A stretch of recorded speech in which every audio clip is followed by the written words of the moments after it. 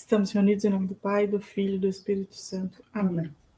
Te agradecemos, Senhor, por mais este dia que é tão especial para nós, um dia de festa para nós católicos, para nós que somos devotos de Nossa Senhora, um dia a mais para a gente ficar com a nossa família, um dia a mais para a gente cultivar essa devoção.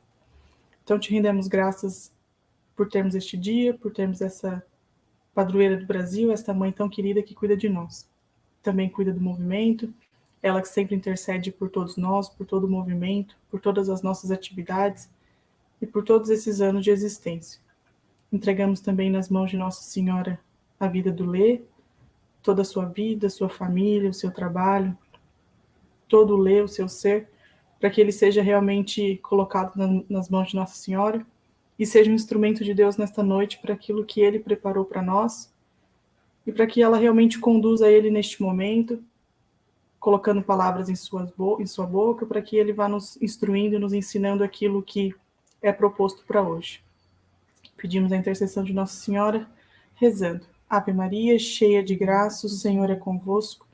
Bendita sois vós entre as mulheres, e bendito é o fruto do vosso ventre, Jesus.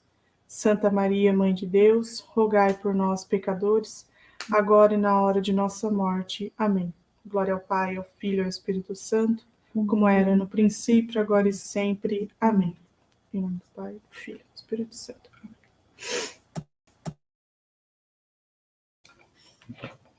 Boa noite, então, gente.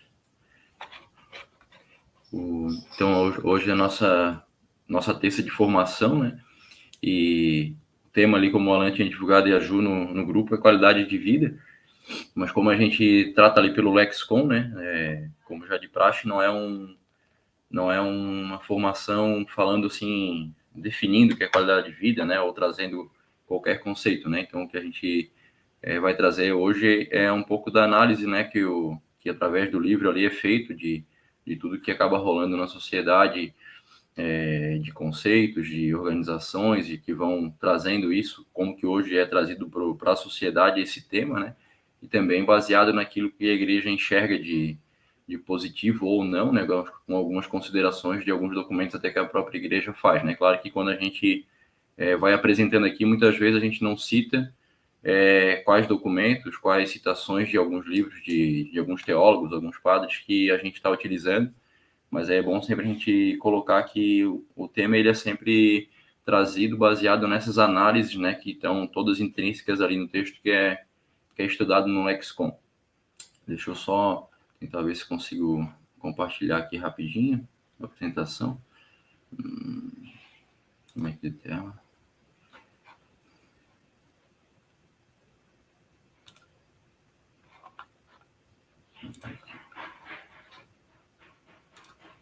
Tá aparecendo para vocês? Sim, não, eu não vejo vocês. Não tá aparecendo. Então, deixa eu ver aqui.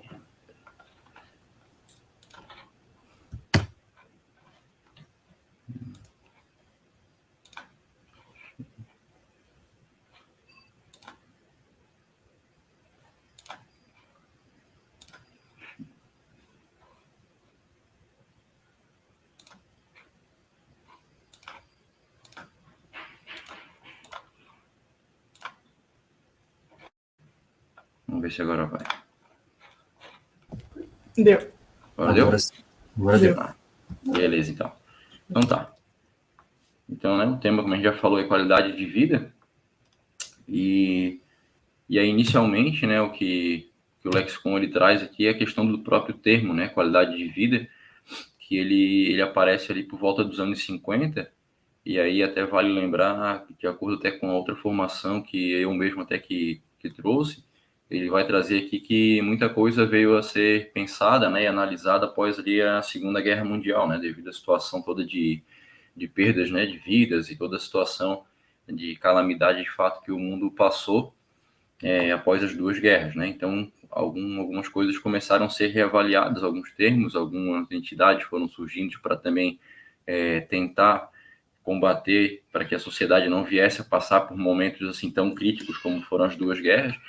Então, esse termo ele vem surgir ali por volta dos anos 50, né? Bem próximo ali ao pós-guerra, né? Que foi em 45, pós-segunda guerra. E ele acabou tendo um impulso, né, uma grande utilização também, a partir da própria definição da Organização Mundial da Saúde em 46, que por um lado deixou a definição de saúde antiga que se tinha como apenas ausência de doença, como também para que fosse assumido como um bem-estar, como uma exigência da própria saúde, né? Então, se não há a doença e também não há bem-estar, não é considerado mais saúde, né? Então, precisaria ter esse bem-estar presente para se considerar que a qualidade de vida existe para a pessoa ou para a sociedade. E aí vale a gente também lembrar que uma crítica que foi feita naquela outra formação que teve, é que a partir do momento que se entrega, né, para organizações internacionais como a OMS e outras que já surgiram na época e que tem até hoje, é que a gente também centraliza nessas organizações e dá a elas o poder de ir definindo, né, o que é bom para a saúde, o que é bom para a psicologia, o que é bom para a pedagogia, o que é bom para qualquer uma das áreas que essas entidades internacionais vão estar atuando, né? O que pode parecer algo bom, pode ser muito ruim também, né? Porque está na mão de pessoas, né? E a gente sabe como a gente é falho, né? E depende de quais são as intenções dessas pessoas e aquilo que elas trazem como valores também. Isso pode trazer alguns problemas aí, como a gente também vai ver nesse próprio tema de hoje, que é a qualidade de vida, né? Então, o tema qualidade de vida, ele aparece bastante na política e também, principalmente, na área médica. É difícil alguma área, hoje em dia, da especialidade médica que não vá trabalhar de forma exaustiva nessa busca de qualidade de vida como uma meta a ser alcançada. E aí, também começa a trazer um certo problema, né? Que é um termo que ele acaba sendo bastante ambíguo, no sentido que fica difícil a gente definir, né, decidir com uma coisa muito fácil o que é qualidade de vida, né? Não é algo assim que a gente consiga responder como quanto que é 1 mais 1, né? Não é algo bem direto. E aí cada um pode ter uma interpretação e essa interpretação pode ir abrangendo várias coisas diferentes. Então, por ter essa ambiguidade, né? Ele pode ir para o lado da quantidade, seja de desenvolvimento, seja de consumo, seja de lazer, seja de qualquer coisa que for que a pessoa julgar que é algo que vai trazer qualidade de vida para ela. Então, a quantidade poderia ser e pode ser um item que faz parte do conceito de qualidade de vida. O outro poderia ser e pode ser o meio ambiente, né? O lugar onde a gente vive, seja a natureza, o mundo como de uma forma mais ampla, ou o local onde a gente trabalha, o local onde a gente mora, né? Se esse local não tem um bom ambiente, podemos dizer que não temos uma boa qualidade, a nossa qualidade de vida está relativa a isso também.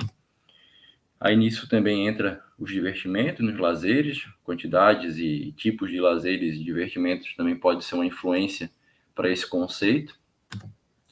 E os bens necessários também para a gente viver, né? De acordo com os bens que a gente acha que a gente precisa ter para viver bem, a gente pode estar dizendo também se temos ou não temos essa qualidade de vida que busca ser definida, né?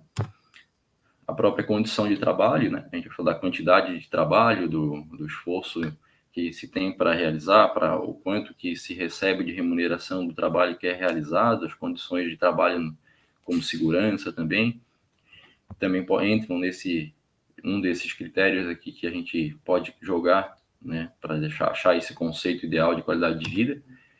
Aí vai entrar também o próprio tempo livre, né? Esse tempo de descanso, tempo que a gente tem para estar com a família, tempo que a gente tem para fazer atividades que a gente tem como hobby. Então aqui tem alguns só de alguns elementos que podem fazer parte dessa resposta, né? Do que seria a qualidade de vida. Em consequência de tudo isso, né? O resultado da qualidade de vida acaba sendo bem-estar. E aí também acaba deduzindo o conceito de saúde, né? Então, se há um bem-estar, se há qualidade de vida, como consequência da qualidade de vida, também acaba se aceitando isso como uma influência para ajudar no conceito de saúde. Como a gente falou ali no começo, né? Não só a ausência de doença, mas também esse bem-estar, essa qualidade de vida para se colocar que a pessoa é uma pessoa que tem uma saúde, né? Que ela é saudável. E aí, um dos problemas também que a gente vai começar a ver, ele acaba enfatizando a relação entre necessidades e desejos. E com isso também interpretado sobretudo e exclusivamente como eficiência econômica, consumismo desordenado, beleza, gozo da vida física, e acaba deixando de lado as dimensões assim, principais do ser humano, né? A gente, claro, está fazendo aqui uma formação dentro de um grupo de igreja, então a gente naturalmente, né, já parece que óbvio, né, que a parte espiritual é importante e principal. Mas aí quando a gente vê pessoas, né, como a gente falou, entidades, organizações mundiais, fazendo essas definições e de acordo com as definições que elas trazem com elas, dando direcionamento para várias medidas na sociedade, e a gente começa a ver que no que é colocado como principal não entra nas áreas que são colocadas a parte da espiritualidade, né, a parte das relações humanas, a gente começa a ver que já começa aí a ter um grande problema, né? Que essa qualidade de vida provavelmente ali na frente vai acabar chocando com aquilo que, por exemplo, um cristão como nós acaba tendo como coisas principais para se ter uma boa vida, digamos assim, né? Então, daí, baseado em tudo isso, né, o que o Lexicon acaba trazendo é que a gente precisa fazer algumas considerações críticas em frente a esse conceito de qualidade de vida e da maneira como isso vai sendo levado à frente. Então, ele coloca que primeiro que a gente tem que lembrar é que o primeiro direito da pessoa é a sua vida, né? Que se a pessoa não tem a vida, né, que é o bem fundamental, mas que também não é o principal, ela não tem condição de ter os outros, né? E aí, às vezes, você pode falar que, principalmente agora com a pandemia, a gente viu muito isso, né? Que o mais importante é a vida, o mais importante até é a saúde, né? E aí a gente esquece até mesmo da nossa fé, né? E, de fato, a gente pode ter uma vida com muito pouca saúde e, mesmo assim, ter uma vida digna diante de Deus, né? Então, a gente acaba, às vezes, caindo em umas armadilhas e em umas frases, assim, uns ditos, assim, popular, que podem parecer muito óbvios e quando a gente para pensar, não é uma coisa muito, muito óbvia nem muito certa, né? E aí ele fala também que usar o termo qualidade de vida de forma ambígua leva o risco da gente atacar a dignidade da pessoa e sua própria vida. Isso a gente já vai entender um pouquinho logo ali também à frente, quando vai dar algumas outras explicações. E aí ele vai falar que, né, por isso mesmo, né, como comentei agora no começo desse tópico, que é importante a gente fazer uma abordagem crítica ao termo, para a gente não acabar sendo meio subjetivo e deixar algumas coisas principais de lado e acabar como consequência até, ao invés de trazer uma qualidade de vida, a gente deixar de lado algumas coisas de essencial dela. Então, o primeiro ponto que ele coloca é que a gente colocar lado a lado a palavra qualidade e o valor da vida, naturalmente já vai subentendendo que existem vidas de qualidade maior ou menor. E assim já vai estabelecer a tendência de ter um critério, então, para a gente diferenciar ou discriminar quais são as vidas, então, que têm mais ou menos valor, né? E aí a gente esquece também que para Deus, né, toda vida tem um valor único, né, inestimável. E se a gente começa a brincar de qualidade de vida e ver como é que está a qualidade de vida de cada um, para a gente julgar, né, quem tem uma qualidade de vida melhor ou pior, né, ou qual vida que vale a pena ser vivida de acordo com um patamar de qualidade que ela tem, a gente começa a entrar em alguns perigos bem grandes que a gente já conhece. Então ele vai dizendo, né, que dizer que existem vidas de valor diferente é o que já acontece na prática hoje, né, na sociedade. Leva-se à afirmação de que não vale a pena viver, ou talvez defender ou proteger uma vida que não atinge uma qualidade suficiente. Então, né, afirmar que não vale a pena viver, ou que também não vale a pena defender ou proteger uma vida, né? Então, que a gente já vê em vários casos, né, para questões de aborto e outros tipos de doenças, né? Aí a sociedade ou a área médica, ou seja, que área for, ela define que a pessoa em tal situação ela não tem qualidade de vida e que é um martírio para ela continuar vivendo daquela forma, então não se deve nem gastar esforços ou recursos financeiros do Estado, por exemplo, para que a gente queira se manter uma vida daquela. E aí muitas vezes vão se aprovar leis, vão se criar meios para que essas vidas que pelo julgamento dos homens não são vidas de qualidade, vidas que vale a pena ser vividas, sejam encerradas ou que nem venham a acontecer de fato. E aí até botei aqui a questão do síndrome de Down, até no retiro que eu e o Alan e o Victor estávamos nesse final de semana, o padre até deu o exemplo, né, que o médico ali que descobriu a síndrome de Down, ele até quando foi chamado num congresso para meio que ser exaltado ali e meio que ser prestigiado pela sua descoberta, pela área médica, os médicos, na verdade, estavam comemorando a descoberta do método ali para saber precocemente síndrome de Down na própria gestação, porque aí isso facilitava os abortos, né? Ou se optar pelo aborto, né? E aí, na verdade, isso não tinha nada de intenção do médico que descobriu isso, né? Então, e aí a gente já vê como cair cada um com a sua visão e acabam optando, né? Por algo que acaba sendo bastante grave, né? E aí, como eu falei antes ali também, acaba passando por critérios de escolhas de pessoas que não necessariamente são cristãs, que vão usar da mesma moral que a igreja usa para ter as suas escolhas e determinar até as escolhas da sociedade, sem que muitas vezes a gente possa optar por isso ou não, né? Tem um outro ponto também que ele coloca, e dessa questão da qualidade de vida, é a própria dificuldade em definir o conceito, né? E aí, como é que a gente vai saber quais são os elementos que tem que entrar para que a gente possa constituir uma qualidade de vida, né?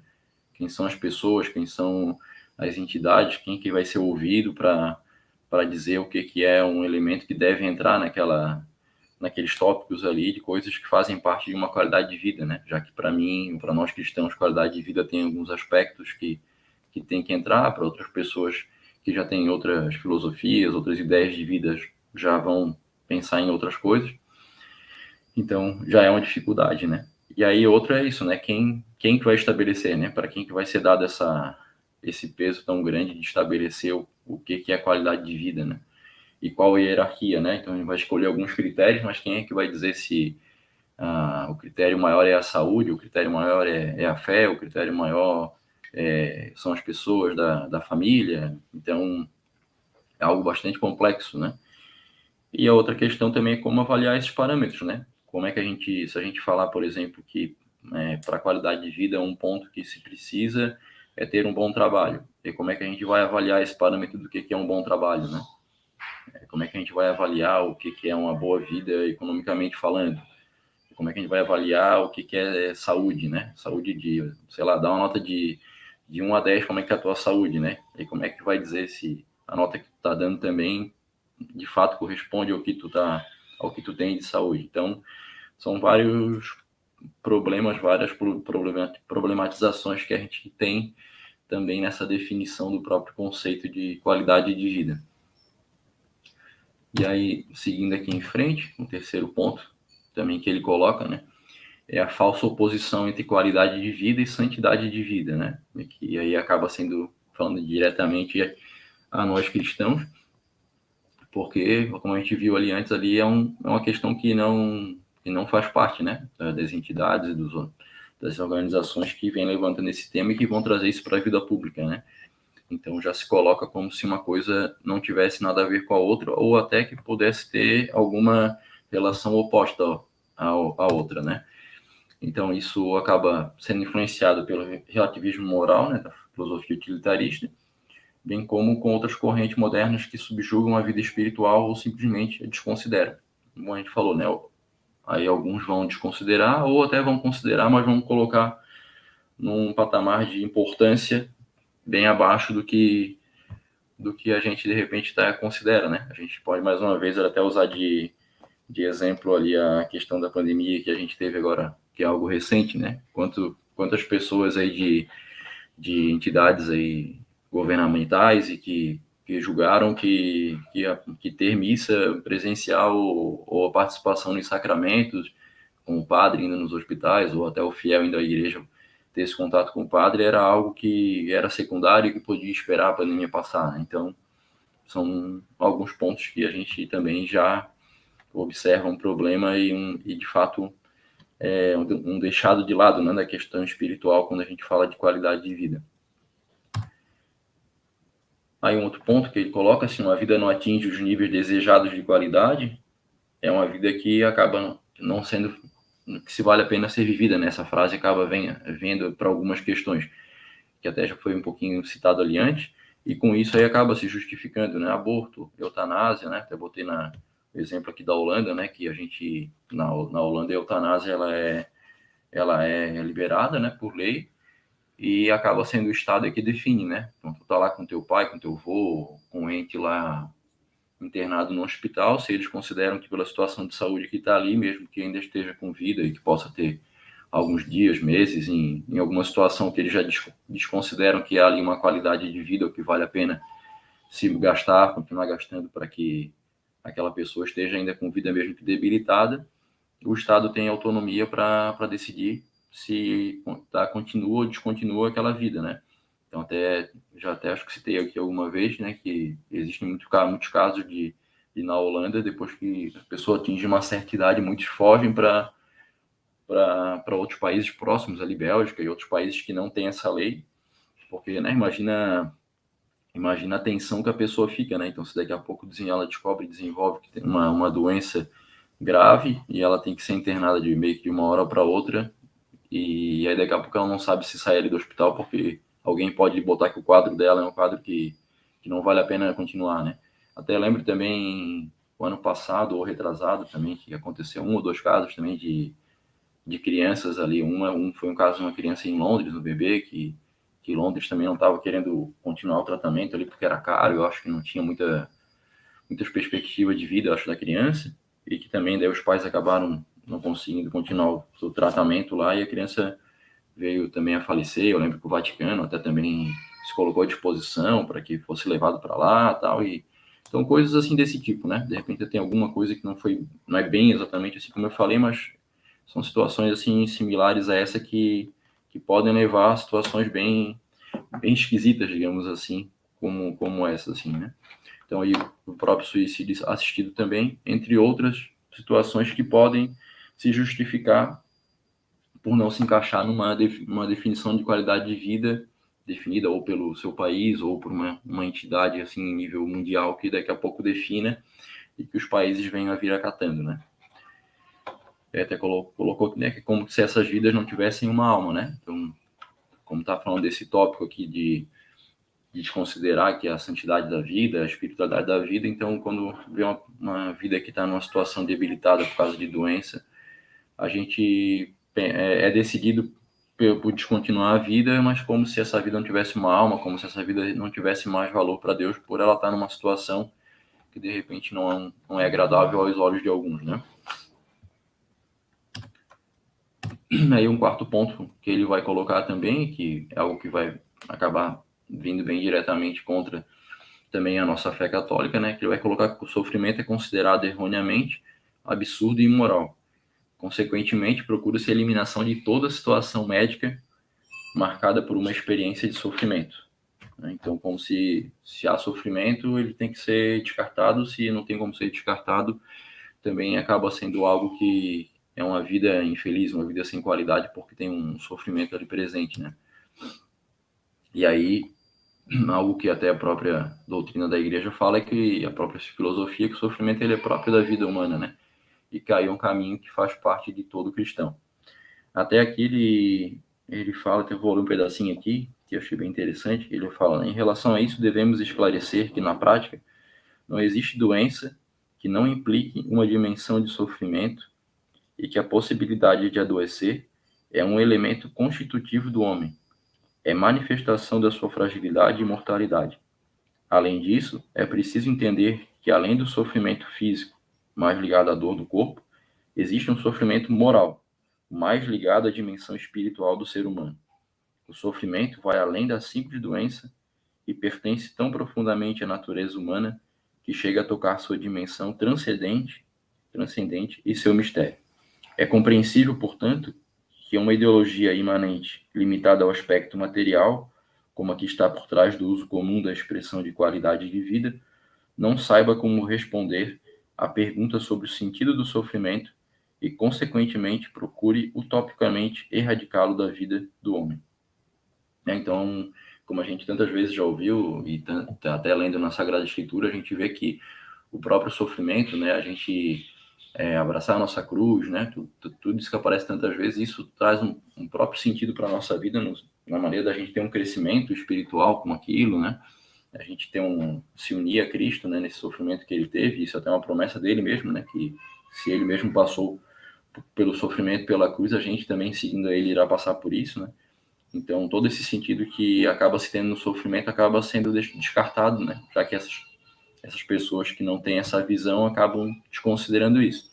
Até eu coloquei aqui alguma das passagens, inclusive, que vai vir bem diretamente essa questão do sofrimento, né? Na passagem do Apocalipse bem conhecida, que fala: então um dos anciãos falou comigo perguntando: estes que estão vestidos com túnicas brancas, quem são e de onde vieram? Eu respondi: tu é que sabes, meu senhor.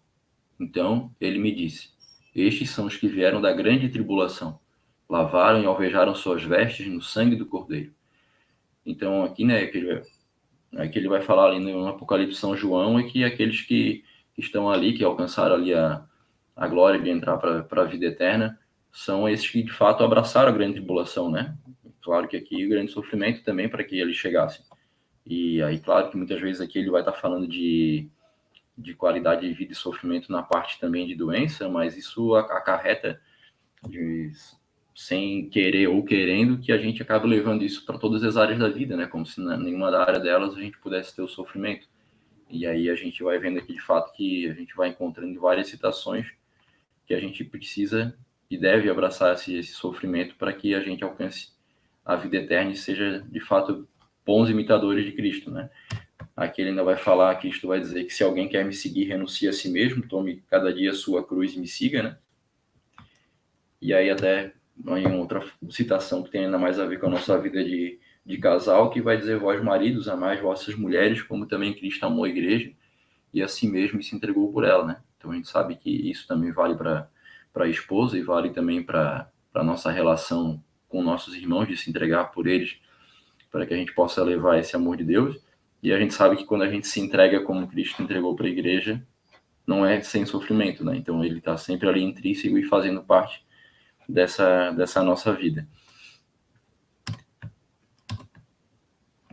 Aí um outro ponto ainda que ele coloca, né, que o entendimento também é errado, que bem-estar e prazer são algo de bom e com uma exigência a ser atingida.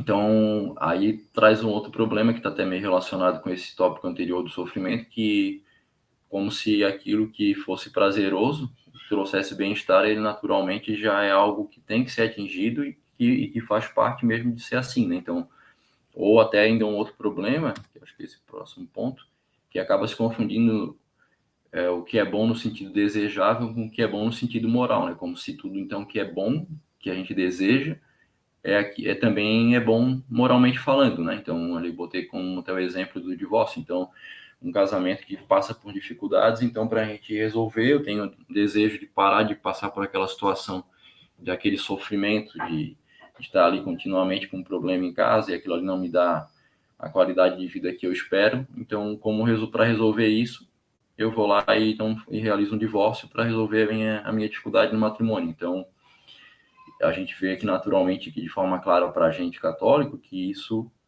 não é uma decisão moralmente correta, né? Então, moralmente é uma decisão incorreta, mesmo que se haja esse desejo de querer resolver dessa forma, né? Moralmente falando, seguindo aquilo que a nossa igreja orienta, a gente deveria continuar ali passando por aquele sofrimento, né? E aí utilizando daquilo que a nossa igreja nos dá, que a nossa fé nos dá, entregar esse sofrimento para Deus, rezar para que Deus nos ajude, e ser fiel, sendo fiel àquilo que nós prometemos no altar para Deus, né? E para o nosso cônjuge. E com isso ter a perseverança e a paciência para que isso vá se resolvendo, né? com a confiança que Deus está conosco, atendendo as nossas preces, nos ajudando, né? Então, é algo que dá para a gente exemplificar bem, algo totalmente contrário àquilo que nós cristãos já acreditamos e que é totalmente diferente do que vem se pregando na sociedade, né? Ou até a gente poderia colocar aqui como a própria questão de não ter filhos, ou ter poucos filhos, ou uma quantidade de filhos que não tira essa qualidade de vida que para mim é essencial, né? Porque como é que posso eu ter filhos ou ter uma família numerosa se isso vai estragar aquela qualidade de vida que eu sempre sonhei, que é de viajar muito, de ter muitas coisas, e se a gente for falar friamente falando, né, o filho, economicamente falando, ele é um problema, né? Isso é uma conta muito, muito simples, né? Quanto mais filhos, mais o casal vai estar tendo gasto com isso, né? E se pensar friamente numa sociedade que esquece desse valor que vai além da matéria, né? A gente também vê a própria educação e geração de filhos como algo que vai contra a esse bem-estar e esse prazer, né? Até porque nem sempre, né, a educação do filho é algo prazeroso. Então, aí começa então essa confusão entre bem moral e prazer na consciência do homem, que complica a compreensão do fato de que o sofrimento e felicidade, além de esconder da razão que o sofrimento faz parte da vida humana, né? Então, dá essa falsa entendimento da nossa razão que se há sofrimento, então ali não há felicidade. Então, a gente precisa eliminar esse sofrimento ou qualquer possibilidade dele para que a gente tenha uma vida feliz e, consequentemente, uma vida de alta qualidade. Né? Aqui a gente já indo para um dos últimos pontos, que também daí é a exaltação absoluta do princípio de autonomia do paciente, né? Isso aqui falando de saúde, né? Então, exaltar demais a decisão do paciente de continuar, descontinuar o seu tratamento, a sua vida, né? E aí que pode parecer algo que é bom, o problema é que se é um paciente que há uma visão errada da vida, ele pode de fato chegar achando que não, eu já estou velho, eu estou isso, estou aquilo, não tem grandes perspectivas e eu vou optar por então fazer uma eutanásia, né? Então a gente vê que parece bom dar liberdade para o paciente, mas por outro lado a gente deixa ele simplesmente, né? Por isso o absoluta, né? Essa exaltação absoluta do paciente decidir o que ele faz, hein? Independente se ele está decidindo por algo totalmente imoral, né? E é claro que daí a gente está falando imoral para a gente, novamente, que tem essa visão cristã daquilo que é a vida humana, né? Então, numa sociedade em que os próprios médicos e quem vai estar ditando as regras já pensa assim, o paciente que já vem, às vezes, influenciado por essa sociedade mesmo, muitas vezes podendo ser até alguém que se diz cristão, pode estar ali dando a chance para ele, a liberdade de ele optar por algo totalmente imoral, né? Aí ele coloca aqui que deve ser o paciente o único que pode julgar e decidir se deve prosseguir ou suspender um tratamento, avaliando ele mesmo a sua qualidade de vida. Quando eu até botei isso aqui, eu achei que ele está falando como algo positivo, né? Mas como eu falei agora para vocês aqui, ele coloca aqui como algo negativo, né? Não o paciente por si só, então não é ele que faz análise se a vida dele tem condições ou se é boa ou não de continuar vivendo, qual é a qualidade que ela tem para que ele permaneça vivo ou se ele peça para que desliguem os aparelhos, né? Então a gente vai formando isso, né? Uma geração que em frente ao sofrimento, em frente à dificuldade de saúde que poderia de repente naquele momento servir para reavaliar a vida, reavaliar os perdões que podiam ser feitos até às pessoas da família próxima, né? Ter um momento de fato de olhar toda a sua vida e ali fazer uma mudança interior. De repente a pessoa vai olhar simplesmente naquela visão material da vida e achar que tem que ir ali encerrar a sua vida. Até por, né, não querer continuar sofrendo naquela situação que de repente se encontra. Aqui aí o último ponto, ele coloca como risco de erro ao querer definir e avaliar a qualidade de vida mediante instrumentos à disposição. Então, ele coloca até ali dentro do lexicon, que aí tu pode criar ferramentas, então vamos criar aqui ferramentas para ver, né, como é que está a saúde aqui desse paciente. Então, o próprio paciente pode dar ali uma nota para a saúde dele, ou o próprio médico avaliar, sendo que pode ter dados totalmente que vão variar de acordo com cada paciente, de acordo com se o paciente também vai transmitir de forma correta o que ele está passando ou não.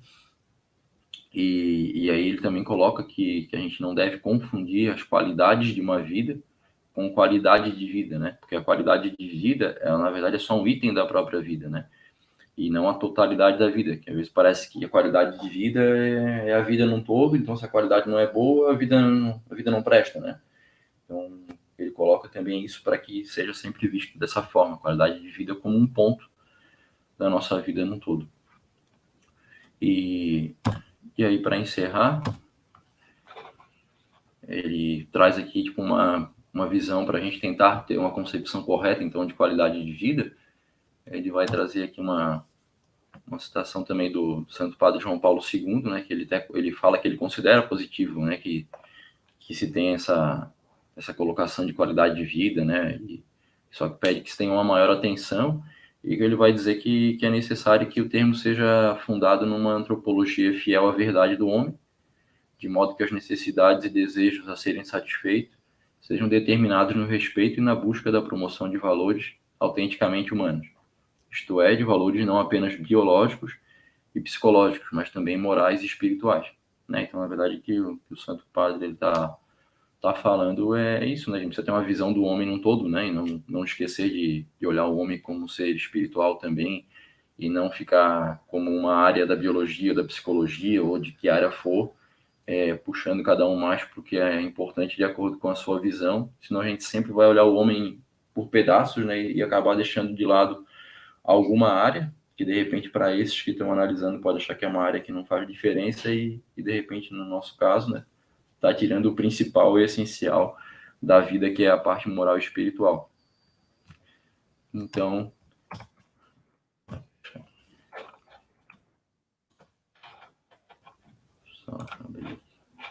acho que ainda está compartilhando, né?